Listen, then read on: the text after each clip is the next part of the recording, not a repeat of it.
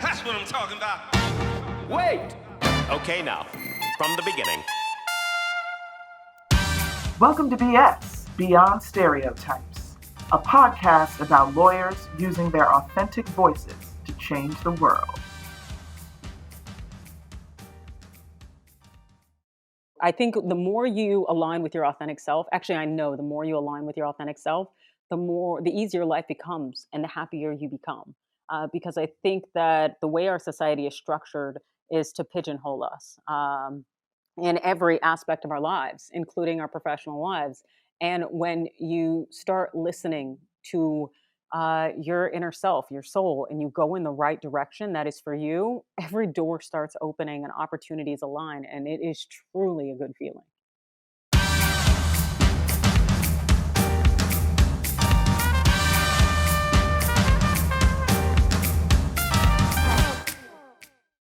Welcome to BS, Beyond Stereotypes. I'm your host, Merle Vaughn. Here to BS with me today is the lovely Adrienne Lawrence, whose story I find fascinating and who will no doubt inspire all of you to embrace your authenticity. Hey, Adrienne, how you doing? Hi, Merle. Thanks for having me. Absolutely. Thanks for joining us. So let me tell everybody a little bit about you. Adrienne received her law degree from Georgetown, also a master's from USC recently in communication. Practiced as a litigator up until about 5 years ago when she decided to go on air as an award-winning commentator and Women's Media Center Progressive Voice of 2018. Well, I should say that's what you are now. Um, and also, one of the reasons I wanted to have Adrienne on the show, in addition to the fact that she is a recovering lawyer like me, she currently has a book out, which I have read, and I was fascinated and wanted to make sure that she had an opportunity to tell all y'all about her book. So let's. What did I leave out, Adrienne? Let's see. So, just because I do not want the colonials to get pissed, I got my law degree from GW, George Washington University Law School, Did I say which Georgetown? you did, but that's okay because they mock us because GW, the acronym GWL, and they'd say it stands for Georgetown Waitlist. So I'm totally okay with that. And also USC, my most recent degree is specialized journalism, which is pretty cool. Yeah, because God forbid I not get as many degrees as I can. I know, because I skipped over, like, I think at least 2 degrees, right? Yeah. I had a lot of time to kill. Yeah. And for some reason, I just love student loan providers. So you know how it goes. Well, supposedly, they might get rid of all that student debt. Ha Of ha. course. Yeah. We'll Now see if that that I'm down to happens. like 10 grand, you know? Hey, every little bit counts. Very true. So, well, thank you so much for joining us. So where shall we start? I guess I'll start by admitting that the way I know you, everybody knows that I am a legal recruiter, and you and I first met when you were practicing law.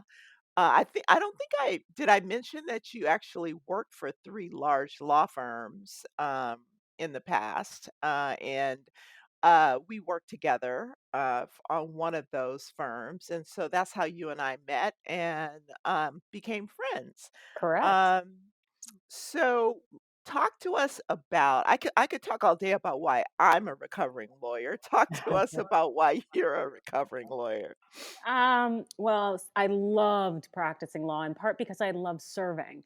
And so being able to meet my clients' needs, it felt so good. And also too, being a very regimented person, I really enjoyed rules and writing, and it really spoke to all of the things inside of me. The things that became problematic is that I don't have any limits. I'm either at 0 or 100. I'm nowhere in between. So as much as people talk about work-life balance, I had no off switch.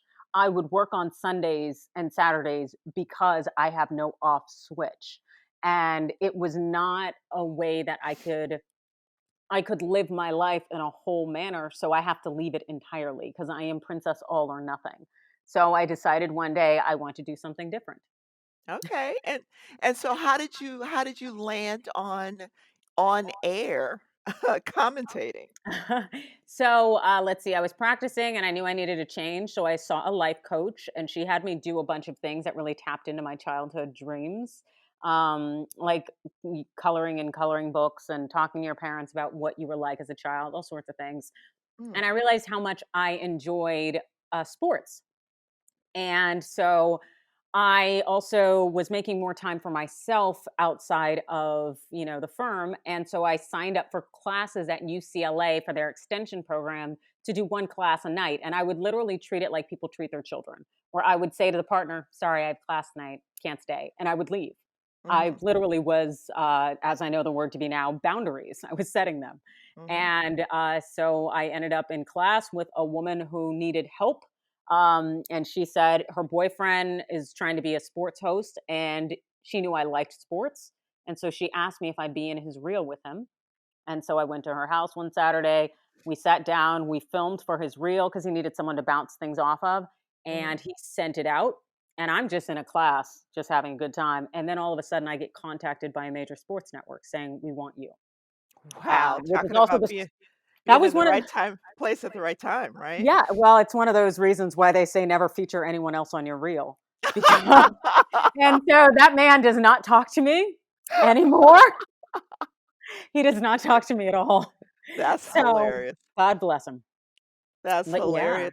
So sports are did you play a lot of sports or did you just watch a lot of sports or both? a combination of both. Because I have all brothers, but my brothers didn't like sports. My dad did, and so I spent time with my dad watching sports. And then I played competitive soccer for years as the keeper, and I really enjoyed it. But then I got into working, and I started working, and I never went back to the field. But I'd always have sports on in the background, and it was always an integral part of my life. And I liked it in part because the law felt so intense and it's fun. Well, I found sports to be rather fun, but then I got into sports broadcast and I realized it's the exact same thing. So I just have to ask you this. This has nothing to do probably with anything we should be talking about, but this, everybody knows we're in the time of a pandemic and COVID. What do you think of these teams playing? I know that basketball played in a bubble and that was pretty successful. What do you think about playing without fans? What do you think? I think it's good to play without fans. I do have a lot of concern about the players and the players' health because we see the NFL and we just saw, I believe, with the Ravens and the issues that the teams are having. And the reality is that some leagues are just better situated to be able to isolate everyone and to continue to play, and some are not. And the fact that you have so many players in the NFL, it's just not possible. So I think it's very dangerous and foolhardy. But unfortunately, capitalism is king, and this is a reason they'll continue to play, even at the detriment of the players. Right, and it's pretty funny that and I know that you're really all about, justice and civil rights, it's funny that they could figure out how to do that, but they couldn't figure out how to kneel, Oh, or God right? help us. Yeah, it's so funny. It's funny the things that you can actually, compute when you stop being, racist. It's great. God help us. Right. I Yes. don't know why I laughed at that. I guess the fact that you actually called it out for what Mhm. it is, which I think is one of the things that I really appreciate about you. And I think it's one of the things that makes you unique. What do you agree with that? And what would you say makes you unique? Oh, yeah, I definitely say my candor goes a long way. And it's interesting because I find that so many people appreciate it, especially in all these spaces that I enter, because I think in part they can tell I'm not trying to tear anyone down. I'm just calling it as I see it. And and it goes a long way, because I think, unfortunately, in the society in which we live, too often do we pay lip service to things, or do we try to curry favor as opposed to let's just say what the score is. And so that's what I do, and I enjoy it. It works well. Yeah. It I hasn't mean, always worked well, but it works well. but it works out, right? It might not always work well, but I feel like it always works out. Mhm. Yeah. And I think so too. I think the more you align with your authentic self, actually, I know the more you align with your authentic self, the easier life becomes and the happier you become. Because I think that the way our society is structured is to pigeonhole us, in every aspect of our lives, including our professional lives. And when you start listening to your inner self, your soul, and you go in the right direction that is for you, every door starts opening and opportunities align. And it is truly a good feeling. And this Now, is is this somebody who's been everywhere, like, because I now truly know I've been everywhere. yeah, and so is this I know that you are doing some coaching. You went to a coach and that's what turned things around for you. You're doing some coaching. Is that the kind of thing that you're coaching others to do? So the coaching I do largely is in the diversity, equity, and inclusion space, and it help people understand their bias and give them new tools for addressing it and stepping up. And I enjoy that considerably. I'm not going to be in that space for very much longer, but I love it, and I love the people. And it's cool for people to have that revelation and also to be able to ask these questions that they've never been able to ask. Because the thing is, just telling someone, no, you can't say that isn't enough. People need to understand how systems work and what's going on behind the curtain so that they can fully process. Because, it's like we're all human beings and we deserve that respect of let me explain to you why you can't say that or why it's problematic when you do. And I love being able to give people that. So then let's just segue into your book. How's that? Sounds good? Okay. So, Adrienne, I know that you are an author, and I want everybody to run out and buy this book, not because you wrote it, but because you at least acknowledge me in it. No, just kidding. You did acknowledge me, which I thank you for, but it is a wonderful book. It's called Staying in the Game, the playbook for beating workplace sexual harassment. I was a little almost afraid to start reading it because I thought maybe I might get triggered, or because, of course, I've experienced sexual harassment in the workplace, especially when I was really young. Um, and it took me a while to pick it up and read it. And once I started reading it, I couldn't put it down. And I want to just have you just kind of talk to us about how the book came about and how, what you wanted to accomplish with the book. Yes, most certainly. So I ended up having the benefit of going straight from essentially my master's program at USC in journalism to which I was also practicing law at the same time. So essentially, straight from a law firm office to an international anchor desk at ESPN. I was a legal analyst for them under a 2-year program that was supposed to really roll into long term employment benefits, but I endured sexual harassment while I was there. And I was so shocked in getting and having the experiences I had while I was there because I had always been in this ivory tower at law firms where I was sexually harassed like a handful of times, but the way in which it was done was very different. And it made me realize how women are treated in everyday society. Because again, I was in an ivory tower. And so I ended up fighting ESPN and becoming the first on air personality to sue them for workplace sexual harassment and retaliation. And, the case ended up settling, no depositions. I have no NDA. Um, you Clearly. know, yeah, it's one of those things though, but the thing is I told them exactly what I was going to do. I laid out my game plan, all these other things, but it also made me realize that workplaces, businesses, these major companies, they're not logical creatures. They are not just about business either. They are very much here to bolster the power structures that are within society. So the fact that I challenged the patriarchal and the racial power structures by fighting them and demanding that I be treated as an equal, that rattled them. They did not like that. And thus they held their ground until and they did a lot of unsavory things in public and had a number of people lie on my name and whatever. But I had to fight back, and I did. And I realized that in the process of everything and the experiences I was going through, there were no books out there that would tell me what to do. Every book I dealt with or that I interacted with was a legal reference manual, and I didn't need to know the law. I knew the law. I'm a litigator. But and then everything else also, I should say, was also a memoir of someone's experiences. I don't need that. I need like the how to, like how we Right. have dating books, how we have what does this world really look like when it comes to this form of bullying that they call sexual harassment. And so I went ahead and just wrote the book that I needed.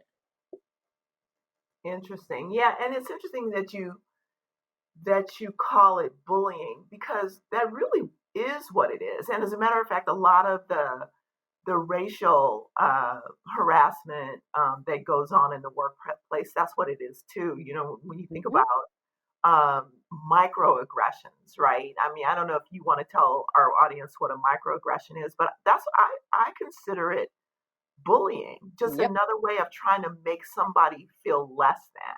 That's correct. That's all it is. Those everyday slights that marginalize people, whether they come in the form of words, bodily conduct, maybe crossing your arms, not giving eye contact, tone of voice. It shows up everywhere, and it has significant impact on your willingness to commit to a company, also your feelings of worth, having to navigate this world with the thought that you have this im- implicit slight that says you are lesser. It happens the same way in sexual harassment, where unfortunately we live in this society that is very puritanical, or would like to think it is.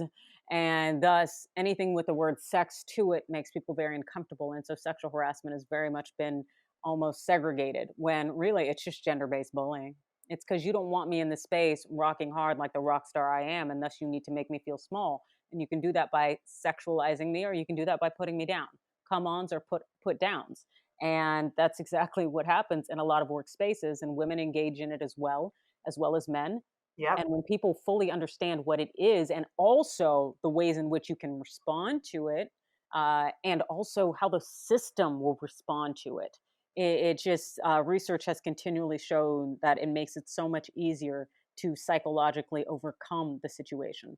And the thing is men also need to be very much in tune with sexual harassment, because the reality is that it's gender-based bullying because you don't fit the traditional framework of maybe being a man or a woman that our society has created. So if you have a man who takes paternal leave, who maybe is more invested as a father, or who maybe has more effeminate qualities, he is easily going to be targeted for sexual harassment and bullied into the alignment of this idea of what's traditional masculinity, which is very much toxic.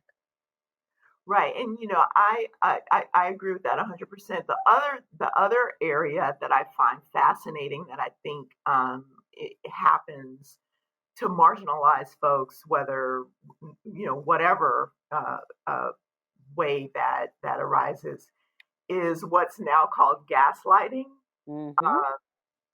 And especially these days, like you know, in the political arena that we're in, where you know people don't want to be called racist or don't want to consider that they might be doing something racist.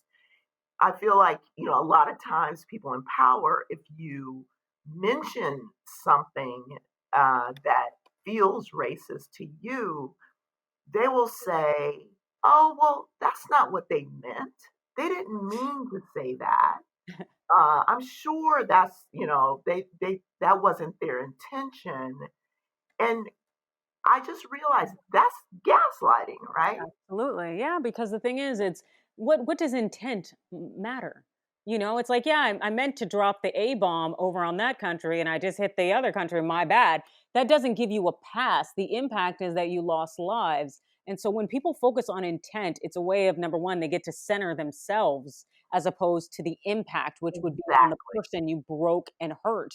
And so when people continually try to get these passes by focusing on intent versus impact, it's just, you're absolutely right. It becomes a form of gaslighting. And I think they don't really understand. I mean, even if you give people the benefit of the doubt, I don't think they understand how hurtful it is Hmm. for somebody to actually have the courage to have a conversation with them about something as serious and hurtful as it is, and then for them to minimalize it Yes. by saying, well, it really was no big deal, or they didn't mean that. Yeah, because you're absolutely right in terms of when I bring an issue or concern to you that you may rarely hear, you should sit down and listen because I'm doing something that no one else really does. And you've probably been engaging this behavior for some time. And so it's problematic. And the thing is, unfortunately, in our society, we have a lot of people who lack self awareness because they've never had to have it. So, fortunately, we are having a lot more of these conversations now. And with people speaking up and saying, hey, that's racist, it goes a long way. The thing that I find to be most redeeming is the people who understand that they are racist and they don't take offense to the term Right. because we're all sexist and racist too. It just depends on the spectrum where we are. Because when you stop seeing it in the framework of being a dichotomous racist or not racist kind of framework, as opposed to a spectrum type behavior, then it goes a lot further in terms of saying, hey, how can I move more to maybe the left end of the spectrum and be more aware of my behavior and the impact that I'm causing on those around me.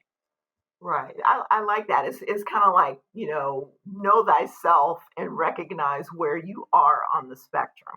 Yep. Everything in life is a spectrum from sexuality to gender to race to, and unfortunately, we live in a very limited minded black and white dichotomous society, and it's no fun because nobody So grows. our theme is always authenticity, and I think we've talked about that. It's also about stereotypes, and I would imagine a beautiful woman, a beautiful smart woman like breaking into the sports world, especially on air sports, had to have come with some uh, preconceived stereotypes that you had to deal with. Can you think of any? Oh yeah, well, I was told people were afraid of me because I was a lawyer, which I thought was funny. But when I realized how many people were out there breaking the law, I guess they should be afraid of me. But that's a whole different conversation. Yeah. But I do think that, people automatically think, unfortunately, with the racial stereotypes and the misogynoir that goes on, you have this thought that you're a Jezebel, you're sexually available at all times. Also, this thought that you are sassy and let me fight you and you're loud and all these unfortunately adverse stereotypes that have been attached to black women for far too long. Also, you have to realize that sports is one of the last, or I guess we could say sports reporting and sports radio is one of the last bastions of white male dominance, and so there is a lot of protection over that, and thus they don't want you there. Also, too, going straight from a law firm to ESPN, a lot of those people that were on air there, actually, I would say 99.9% of them, they had worked their way up through smaller markets. Whereas I'm just like, oh, I'm going to try something new, and then I jump to the top.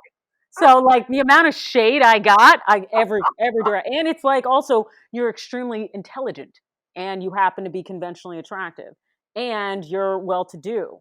It's like well to do by virtue of the fact that I worked at large law firms and I invested and did all the things I needed to do. But I did pay my way through all my schooling, so please do not think I have a silver spoon. Except for that Anyways, 10 grand, but anyway. and so part of me is like the hate that came down.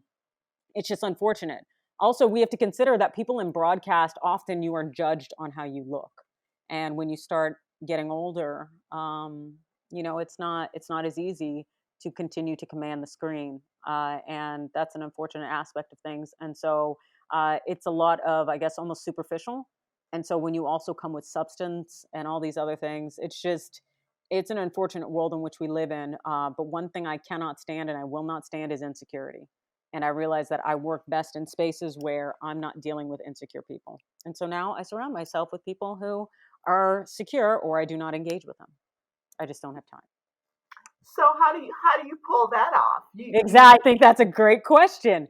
Um, as I mentioned earlier, in terms of when you follow your spirit and you follow the things that speak to you, I think the universe opens up to it. And so I've gotten a lot of opportunities where I get to call the shots. And if it no longer works for me, I'm out. And I have been responsive to that. We do live in a very capitalistic society where, just by virtue of the fact that our healthcare is associated and tied to our employment, and our worth is often dictated by who is our employer and our title. When you divorce yourself from that and you realize I am whole in my own and I do not need a title behind my name or a certain name on my paycheck, and you start doing what you want to do, I do find that the universe opens up to you. And for some reason, it has done that definitely for me. So I have gotten people calling me, asking me if I want to do things, and I just do them because I think they're fun. That's how I got in the DEI space. And when it no longer serves me, I leave. And I drives my parents mad. But oh, it drives them absolutely crazy. But then another opportunity comes along. For instance, this show I have now, Appealing, and Oh, I'm talk to us about that. This is yes, new. yes, yes, on the Black News Channel, I've been brought on to host Appealing, a nightly news show that talks about a lot of legal issues and largely those that impact primarily the Black community, and to give voices in that area and to also give news from our perspective. And so having this person reach out to me, which is the president of the company, um, this person reached out to me in part because they saw the integrity I had in fighting ESPN.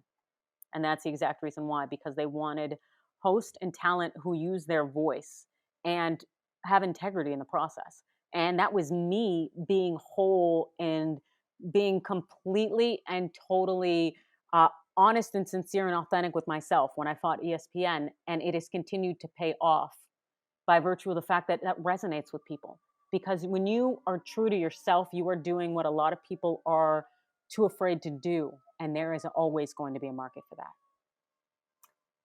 Yeah, I agree with that 100%. But I really don't know any other way to be other than authentic. Yeah. Um, but I know that it's really, really hard for people, and I applaud you for what you did. I know that especially when you talk about the Me Too movement and the fact that you even needed a Me Too movement, and the fact that there are so many people who, I mean, some of us, like you and me, is hard to even understand why you wouldn't say, okay, I'm out, I'm walking away, you're not going to abuse me. But there are plenty of people who believe that they have to do it for their career. Correct. Um, have you counseled people like that? Are you do you do you address that in your book? Yeah, Because I you know you do. walked away, Yes, because the thing is, I make sure people remember you always have a choice. And when you right? claim you don't, you're lying to somebody and you're lying to yourself. But I won't let you lie to me. You always have a choice. And so if you choose to stay in that environment, okay, you chose to stay. So you can choose to navigate it the best you can if you'd like, but do not say that you're forced to stay anywhere because you do not have to stay anywhere. And so when people understand that they have a choice, that they do not have to endure that behavior or that treatment, it goes a long way because you realize you have power. And that's something that I find to be very enlivening for a lot of people when you realize the power you have. Because sometimes, too, actually, I think the vast majority of the time, we define ourselves based on what society, what our parents, what our friends think would be admirable. But your parents, society, your friends aren't living your life, and they're not you. And you only get one go at this game.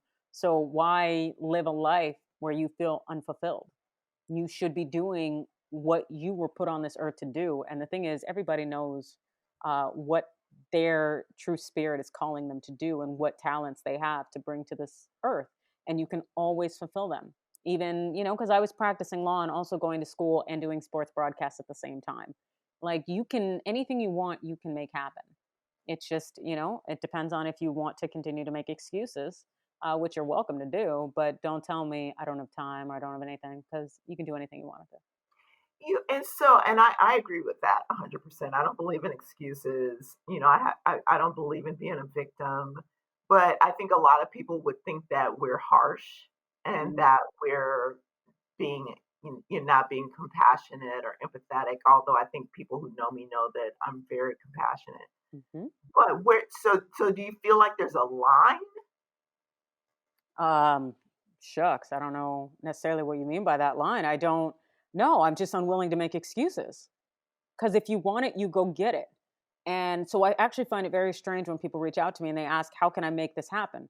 Because part of me is like, I appreciate you asking me that, but I almost feel like to some extent it should be innate within you in terms of, okay, I see that person, because I've had a number of people reach out to me to ask, how do I become a legal analyst? Okay, well, what do you see legal analysts doing? Okay, well, mimic those things. So figure out how you can get experience on camera. We all have phones. So we all also have access to YouTube. So we can create a YouTube channel easily. You can open social media platforms and start presenting your material. And you can reach out to networks, you can reach out to agents, ask people how it gets done. And people have the secrets that they can unlock, but also too, a lot of it is right in front of you and you just have to seize it. But I think a lot of people do make excuses because they're afraid. Yes. And the thing is, that's okay, but it's not a justifiable excuse. It's not a reason. Amen, sister. Uh, so is there anything then? Yeah, I mean, you've done a lot of things. Are there things that you want to do that you haven't gotten the nerve up to do yet? Yikes. It's funny because I just now kind of just follow my path and I let things come to me a bit. But I've actually already been an adjunct professor, which is fun. I always wanted to conclude my career, so to speak, in being a professor because I love to teach. I was invited to apply to a very prominent school because they had me give them a presentation to them and they loved it so much they ended up showing it to the entire school. So it would be very cool to teach, but I know I have a lot more things I would like to do in the meantime. And I like flexibility. Um, but I also thought after ESPN, I would never sit down and agree to a contract with a company, and that is clearly not the case as I'm now with BNC. Never say never. Yeah. I started out in after I graduated from college. I started out in sales, and it was commission sales. And I said I would never. Once I got out of commission sales, I said I would never do commission sales again. There was no way I was ever going to do that again. Well, guess what I do? Isn't it interesting how that ends up working out? Right. So never say never. Um, Exactly. how are you managing in these stressful times, or are you not finding it stressful? Initially, I found it to be very stressful, largely because of the George Floyd protests, and essentially having a lot. Because I grew up in an all-white community, and it's I have a number of white friends, and for having them finally kind of wake up to my reality, and essentially being Mhm. inundated with calls and messages from Yep. people who love me, and they love me, and I love them very much, but I've never had conversations with them about these kind of things. And for having them to finally wake up, that was traumatic for me. I think in part because you don't want them to see you in a different light. You want them to still love you, but at the same time, it does bring a little anger out, and it's a lot of different conflicting emotions. And so that I found to be very traumatic. And I should also mention, like, having because I live in a major city and I'm on a protest route, and so essentially, there were helicopters and tanks rolling down the streets, and so it was a lot dealing with that and having helicopters shine their light through your windows, and that's just a lot. And so I've had to. I ended up going home to Sacramento, to my dad's gated community where Uber Eats can't even get in because it's like an old folks 55 and over community. And it was great. And it was a good time to get away. But now it's a lot of peace and it feels really good because we are having these conversations and there's a reckoning and there's change. So I don't have my parents anymore, and you're a lot younger than I am. And you mentioned your dad. You've also mentioned your parents. You know, the conversations that you're having with them about what's going on right now. What's that like? Well, my parents are conservative Midwesterners, so they don't talk about these things, and so it's very, it's interesting because they're not used to also talking about these things. Despite my father was the head of the Omegas at his fraternity, my mother's a Delta. They are very black, but they also just never talked about these things really. And they took the approach in raising us that the world would teach us about this. So I grew up in a very sheltered way, unfortunately, and I've had to find these things out on the streets. And parents do the best they can when they raise you. So I don't hold that against them because it allowed me to be, I guess, more naive for a longer period of time, which was kind of nice. And maybe that contributed to my mentality that I can do anything I want to do, which I think is beneficial. But we don't really have the conversations. We just still don't. And I think in part because they've lived them. I have had conversations with my father where I asked him why he joined the Omegas. And he said, going to SIU, Southern Illinois University, when you're out in a rural area in the 70s, he's like, you don't know if you're going to run into the Klan or not. So you have to run in groups. And so I joined the Omegas and I led the Omegas. But you gotta run in groups. You have to have brothers because you never knew when the threat would come. And having my dad share that realization was like kind of eye opening because again, I grew up in a house that never talked about race. They didn't talk about gender. Everybody was fair. My brothers did as much dishes as I did mowing the lawn. So it was only into getting out into this world and realizing how biased it is. And that wasn't the house I grew up in. So that had to really make it Oh, even girl, jarring as hell. more crazy for you when these things started happening to you. Absolutely. Absolutely. That, and also now finding out that I'm on the autism spectrum, and I actually live in a very dichotomous world where I survive on logic, which is why, and it's great because I'm highly, highly autodidactic. I can teach myself anything, which is great. But at the same time, too, it means I live by rules. And the world tells us these are what the rules are, but those aren't the rules that the world actually applies. And so, having that sheltered upbringing, and then in addition to living off logic and thinking essentially what they told me was the truth. Oh my God, it was like a huge jolt and shock to the system. But the cool thing about it is when you understand yourself more and you're more aligned with your vision, your dreams, the things that make you you, the world answers so much better. It's wonderful. So did you share with your parents that you're on the autism spectrum, and Oh, yeah. how did they respond to that? Did they? Oh, it didn't go well. It didn't go I well at all. figured.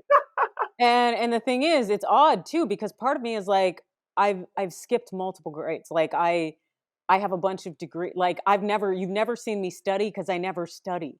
Like the fact that I can sit down and take a bar exam and pass it without studying, and all of these things that I'm able to do, and I can just do it with ease. And also, I'm just like all these aspects of me. I foot the bill, mom and dad, but they don't want, of course, because unfortunately our society is not very You're not not very perfect nuanced. if that's the case. Yeah, and they assume that there's something wrong with being neurodiverse, and I'm out here like, oh my God, are you kidding? I'm a rock star.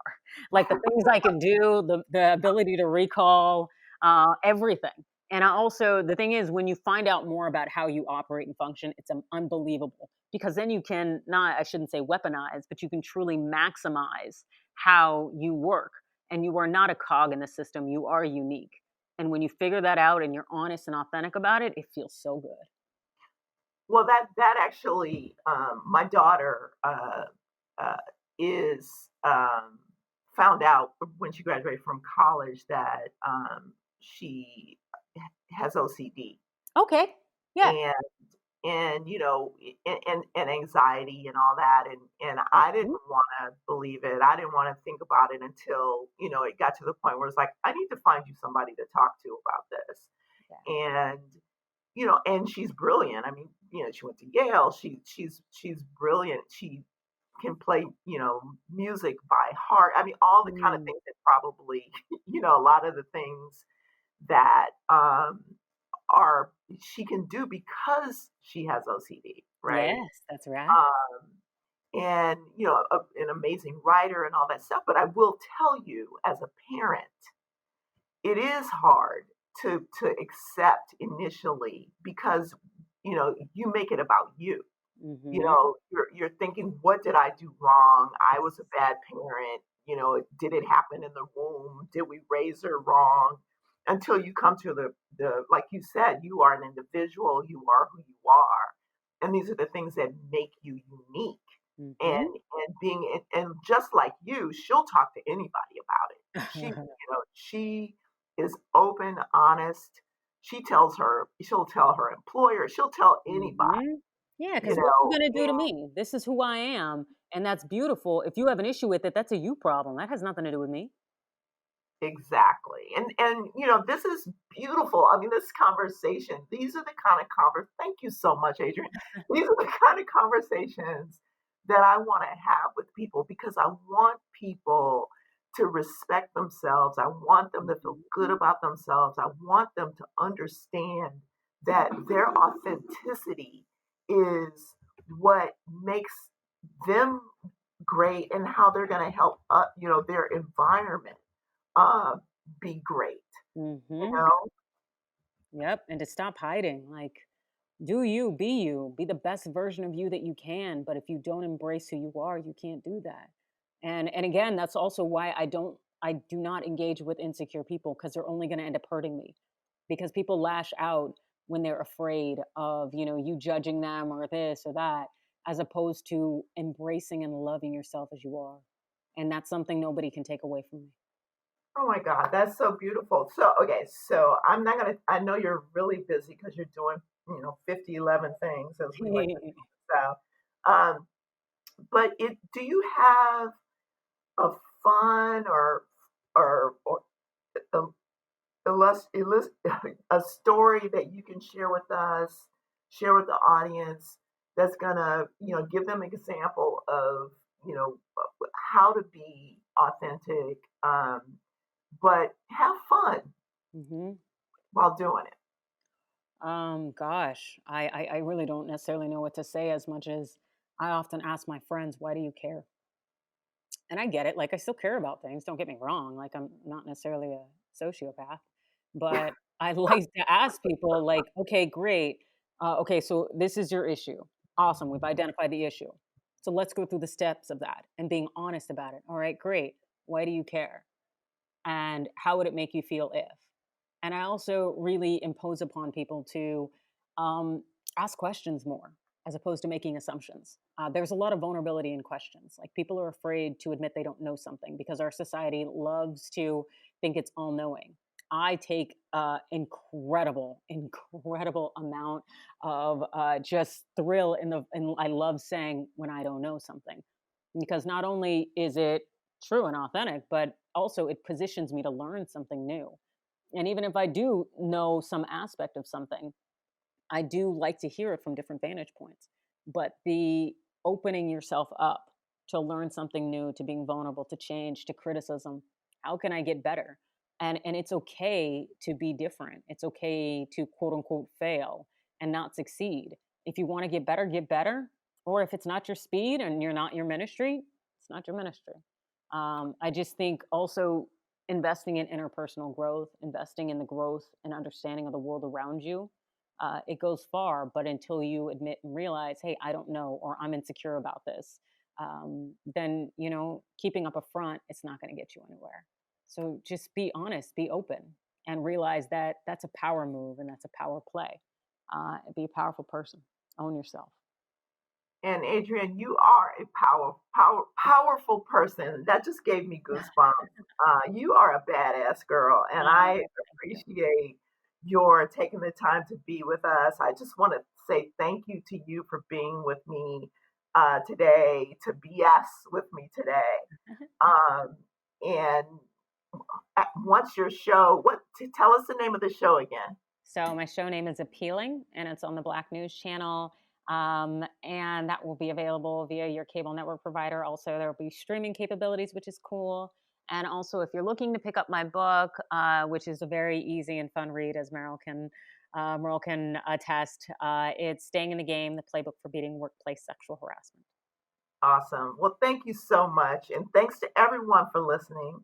And until the next episode, remember, everybody is different and different is good. Hit it! That's what I'm talking about. Wait! Okay, now, from the beginning. We hope you enjoyed the stories shared in today's episode of BS, Beyond Stereotypes. Join us next time when another authentic personality unleashes their uniqueness on the world.